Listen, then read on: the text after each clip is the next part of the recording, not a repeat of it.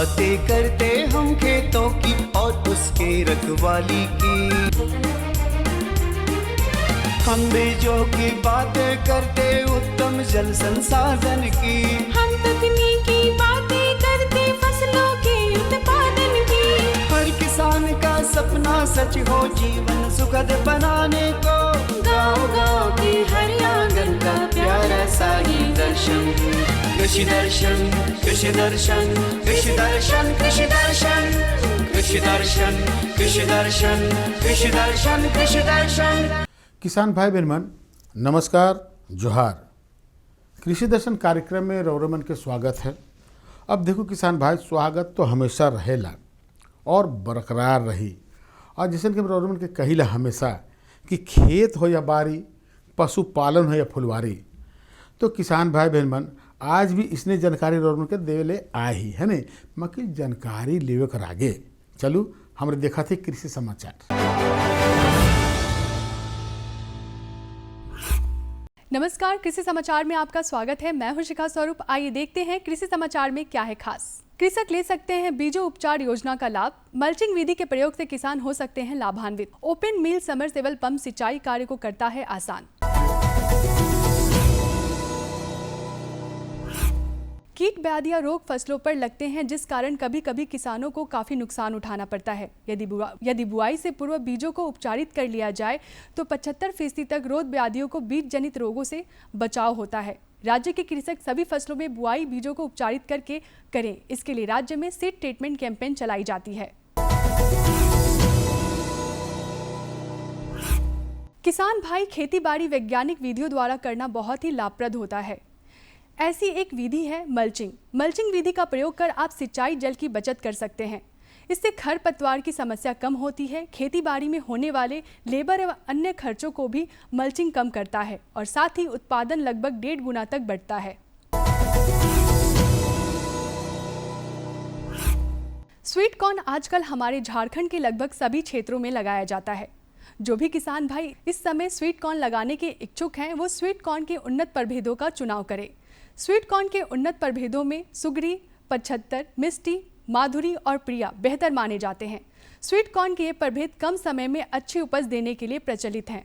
सुगरी, 75, मिष्टी, माधुरी और प्रिया sweet corn के उन्नत प्रभेदों में बेहतर माने जाते हैं। कम समय में तैयार हो जाते हैं। वर्तमान समय में इनकी बुआई की जा सकती है।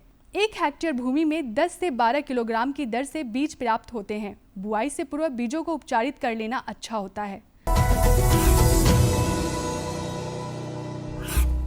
अरहर की फसल में यदि फूल ज़्यादा लग रहे हैं और फलन कम हो रहा है तो संभवतः खेत में बोरोन की कमी हो सकती है। ऐसी स्थिति में अरहर की फसल में बोरोन का छिड़काव करना बेहतर होता है। विशेष परिस्थिति में कृषक विशेषज्ञ की सलाह अवश्य लें।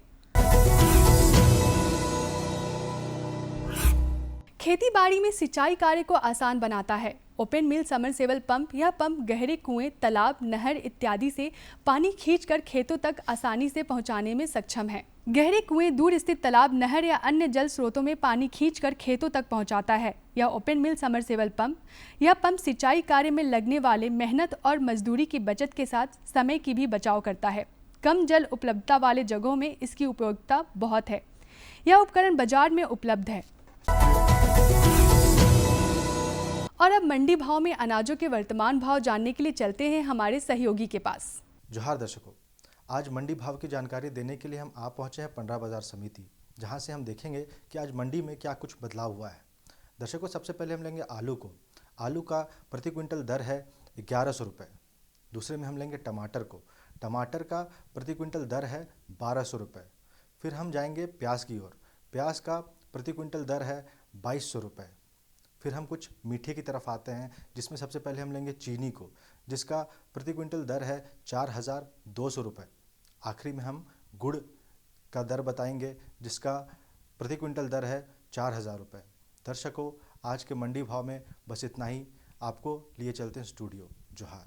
कृषि समाचार में आज इतना ही। अगले अंक में फिर मुलाकात होगी एक नए कृषि समाचारों के साथ। तब तक के लिए दीजिए इजाजत। नमस्कार, जोहार। किसान भाई बहन कृषि समाचार में रोरमन तकनीक कर बारे में, उपकरण कर बारे में, मौसम कर हाल कर बारे में, मंडी भाव कर बारे में और कृषि संबंधी नवा नवा जानकारी मिलक। एखन बेरा हो जाए छोटा सा विराम के। हम विराम के बाद घूर के आवा थी और रोरमन के जानकारी देव।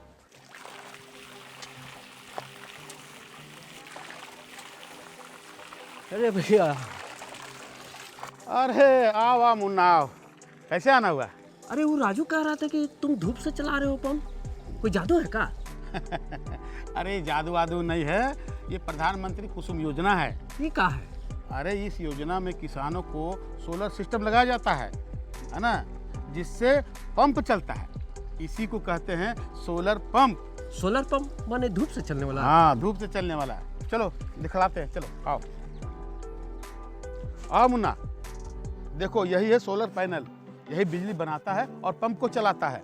ठीक है, चलो नीचे और दिखलाते हैं। चलो आओ मुन्ना, इधर आओ। ये देखो सोलर पैनल से इसमें आया बिजली। ठीक है, इसको स्टार्ट किए और सोलर पंप चालू। समझ गया? अब चलो आगे। देखो ये कुएं में लगा है सोलर पंप। ठीक है, और आगे दिखलाते हैं। ये है फर्टिलाइजर टैंक। ठीक है, इसमें खाद डाल देने से खेत में बराबर बराबर खाद मिलता है। समझा? आगे आओ।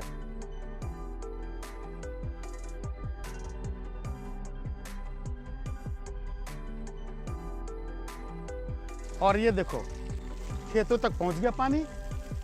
हाँ? आओ।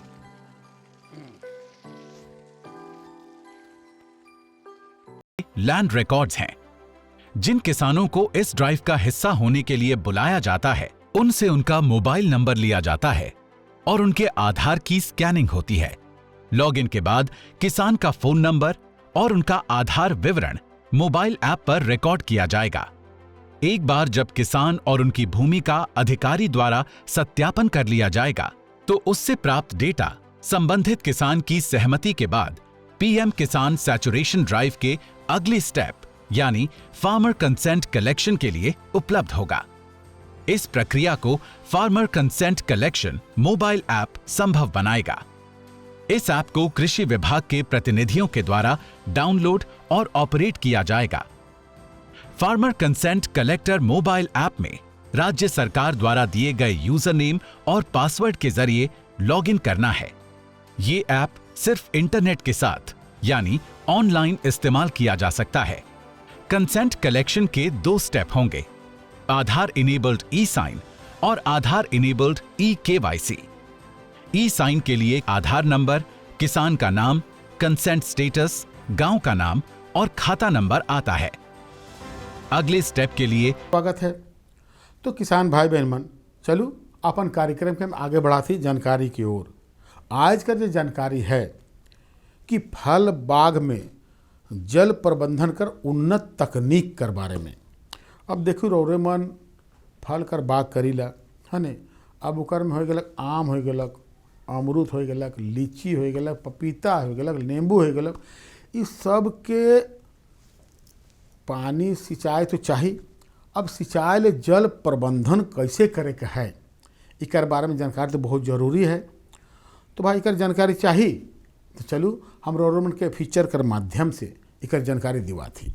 ज्यादातर फलों के पेड़ लंबे समय के लिए होते हैं, इसलिए फल बाग इस तरह लगाए जाएं ताकि ज्यादा से ज्यादा फायदा मिलता रहे, देखने में अच्छा लगे और देखभाल में खर्च भी कम रहे, पेड़ स्वस्थ रहे और बाग में मौजूद संसाधनों का पूरा इस्तेमाल हो सके। जोहार, कृषि दर्शन कार्यक्रम में आप सबों का स्वागत है।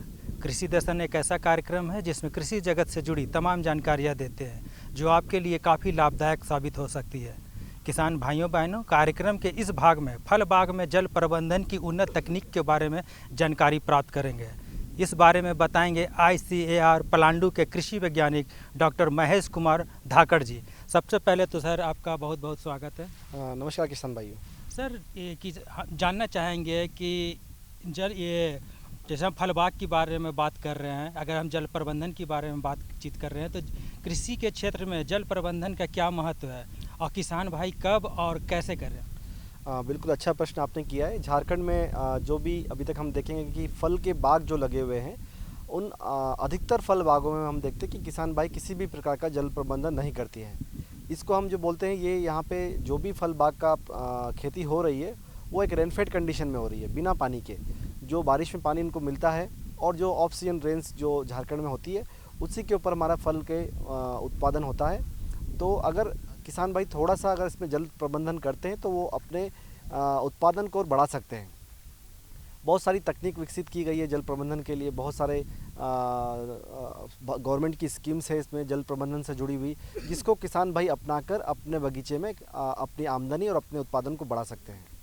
जानकार कहते हैं कि फल बाग लगाने से पहले सिंचाई कैसे होगी, इस पर ध्यान देना बहुत जरूरी है।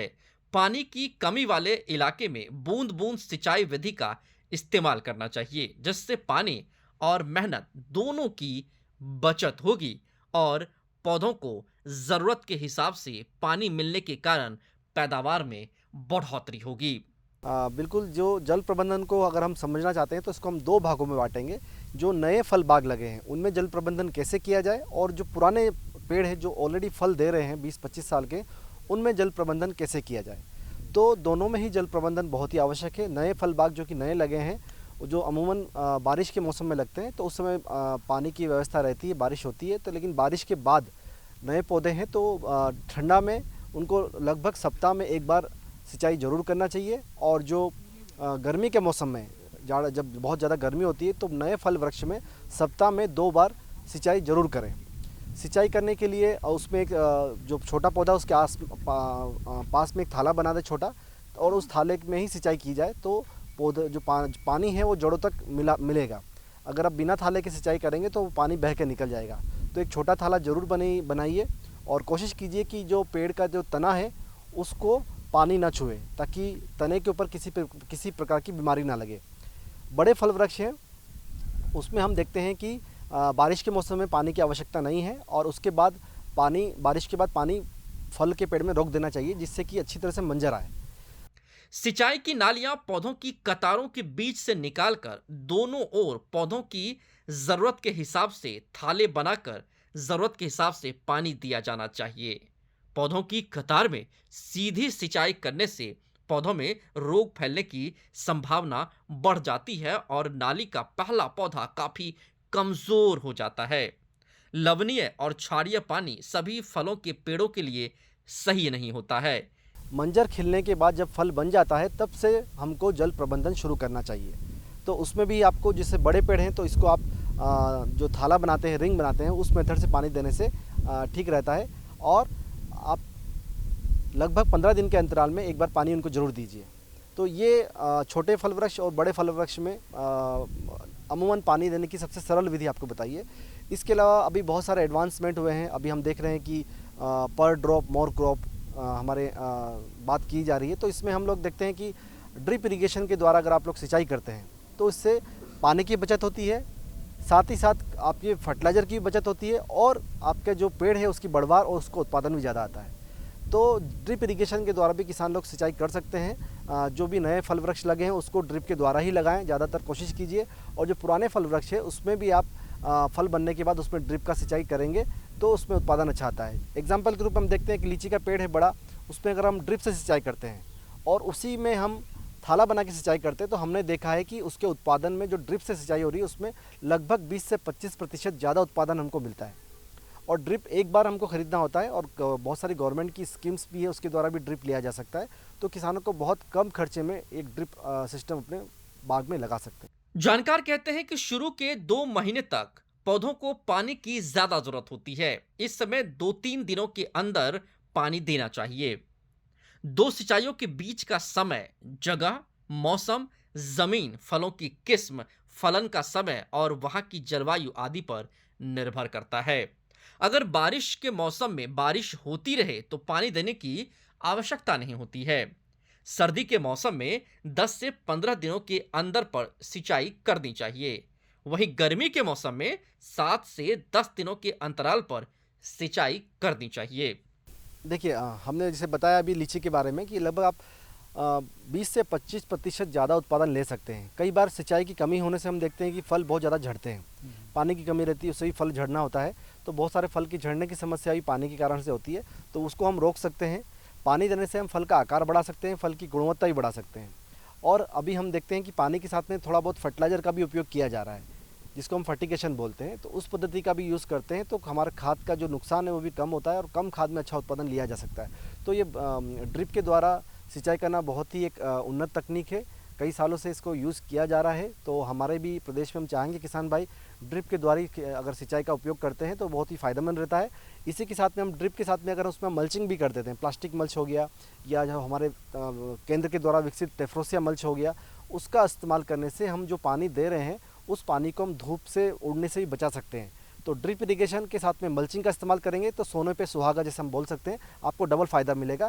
क्योंकि एक तरफ हम देखते हैं कि जो टेफ्रोसिया मल्च है वो या बाकी कोई भी पेड़ का पत्ता है या आपका पुआल है, उसका मल्चिंग करने से वो वहाँ पे सड़ता है, सड़ के वहीं पे आपका खाद बनता है।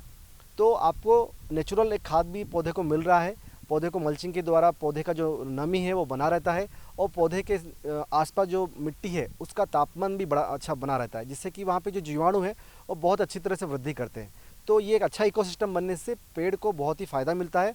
हम लोग यहाँ तक देखें कि आम के केस में हमारा उत्पादन डबल हो गया है। तो ये सब आप तकनीक का इस्तेमाल करने से आप निश्चित रूप से अपना उत्पादन और आमदनी दोनों बढ़ा सकते हैं।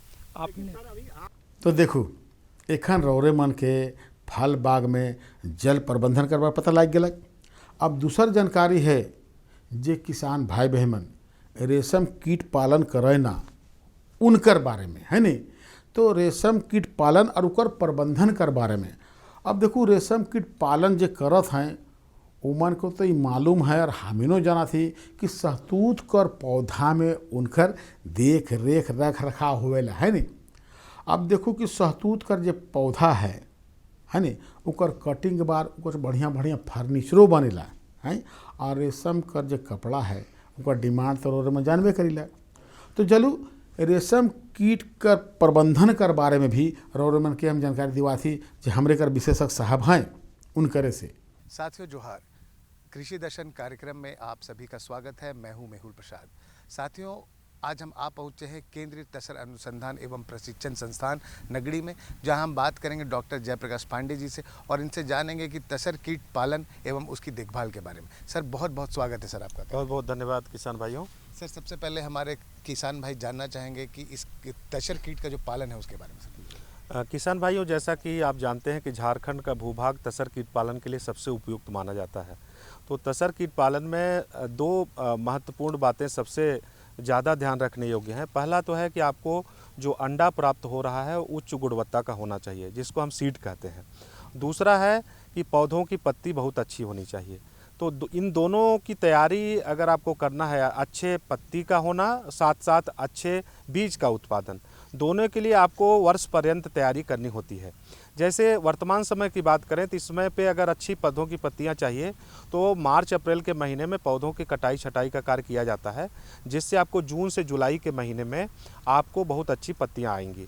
दूसरा है कि पौधे के तने में आप ब्लीचिंग पाउडर और चूना का घोल बना करके उसके साथ लगाएं, जिससे उसमें पौधों में भी बहुत सारी बीमारियां ऐसी होती हैं जो नहीं होंगी।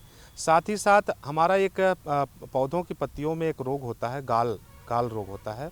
उसके लिए रोगर का छिड़काव, रोगर और नीम आयल का छिड़काव संयुक्त रूप से करने से उसमें ये बीमारी, गाल की बीमारी नहीं होती है और पत्तियों को नुकसान नहीं होता है। दूसरी अगर हम बात करें कि अगर हमारी पत्तियां बहुत अच्छी गुणवत्ता की हो गई और अब हमको कीट पालन का कार्य करना है, तो सबसे महत्वपूर्ण बात होती है कि हमको अच्छे अंडे की ज़रूरत होगी। अच्छे अंडे की अगर हमको ज़रूरत है तो सबसे पहले अभी आप किसान भाई जानते हैं कि इस समय पे कोसा सुसुप्त अवस्था में है, जिसको कहते हैं डायफाज कंडीशन में। तो उन कोषों को नियमित रूप से देखभाल करें, उनमें तापमान और आर्द्रता को सही प्रकार से मेंटेन करें। साथ ही साथ उसके फर्श की साफ़ सफाई का भी कार्य करें। और इसमें एक और बात है कि जो भी एरेटिक इमरजेंस हो रहा है बीच बीच में, जैसे एरेटिक इमरजेंस होता है जो कि सीजन नहीं है लेकिन मौसम में बदलाव, अतिशय गर्मी, धूप, बरसात की वजह से कुछ ऐसे कीट हैं 10 से 15% वो कीट भी बाहर आ जाते हैं। तो पहले क्या था कि ऐसे कीटों को हम फेंक देते थे निश्चित तौर पे, लेकिन अभी हमारे संस्थान ने एक ऐसी प्रणाली डेवलप की है कि एरेटिक इमरजेंस के दौरान आप उसको फेंकें न कदाप, उससे भी DFL बना करके माइक्रोस्कोप से ऑब्जर्वेशन करके आप पेब्रिन डिजीज अगर नहीं है उसमें तो उसको सुनिश्चित करें कि आप आपके घर के आसपास जो पौधे हैं उस पे उसका कीट पालन कर सकते हैं। इससे जो ग्रेनेज के दौरान ऐसे कीट को जिसको हम फेंक देते थे उससे हम बचाव कर सकते हैं। तो तसर कीट पालन का अगर हम पूरे तौर पे बात करें तो इसमें कुछ ऐसे रोग हैं जो कि तसर के कीट पालन को, तसर कीट को काफ़ी व्यापक तौर पे प्रभावित करते हैं। उसमें सबसे पहला रोग है जैसे पेब्रिन जनित रोग है, दूसरा रोग है वायरस जनित रोग है, तीसरा बैक्टीरिया से ग्रसित होने वाला रोग है और चौथा मस्कार्डिन है। इन रोगों के बचाव के लिए हमारे संस्थान ने विभिन्न प्रकार की दवाइयाँ भी बनाई है। जैसे हमारे यहाँ एक प्रोडक्ट है हमारे संस्थान का जीवन सुधा, जिसका प्रथम द्वितीय और तृतीय अवस्था में उसका छिड़काव करने से हम काफ़ी हद तक बीमारियों से लाभ पाते हैं। साथ ही एक LSM एक दवा है जो लीफ सरफेस माइक्रोब्स, उसका भी हम उपयोग करते हैं, पत्तियों पे उसका छिड़काव करके उससे भी हम निजात पाते हैं। तीसरा रोग है बैक्टीरिया से संबंधित, तो उसके लिए भी हम करते हैं। लेकिन सबसे महत्वपूर्ण है कि जहाँ पे आप कीट पालन का कार्य कर रहे हैं वहाँ पौधे के आसपास साफ सफाई का मेंटेन करना बहुत ज़रूरी है। साथ ही साथ पौधों में अच्छी पत्तियाँ आए, इसमें प्रति पौधे की दर से 2 किलो गोबर की खाद आप अवश्य डालें। अगर गोबर की खाद की उपलब्धता नहीं है तो आप वर्मी कंपोस्ट 1 kg प्रति पौधे की दर से डाल सकते हैं, जिसमें पौधों में उच्च गुणवत्ता की पत्तियाँ आएंगी। लेकिन अगर हम तो देखो आज रौरेमन का 2 जानकारी दिली है नहीं, तो रौरेमन की जानकारी कैसन लागलक ये जरूर बताब। मकिल हाँ ये जानकारी बताए ला रौरेमन के पता तो लिखे पड़ी नहीं, तो पता के लिखूँ। पता है कार्यक्रम कृषि दर्शन द्वारा केंद्र निदेशक दूरदर्शन केंद्र रातूर और रांची, और पिन कोड संख्या है 834001। तो रौरेमन आज मनोज वर्मा के इजाज़त दो। मकिल यह दिना और यह बेरा नवा जानकारी के साथ और उपस्थित हुआ। तब तक नमस्कार, जोहार। कृषि दर्शन कृषि दर्शन कृषि दर्शन कृषि दर्शन कृषि दर्शन कृषि दर्शन कृषि दर्शन कृषि दर्शन।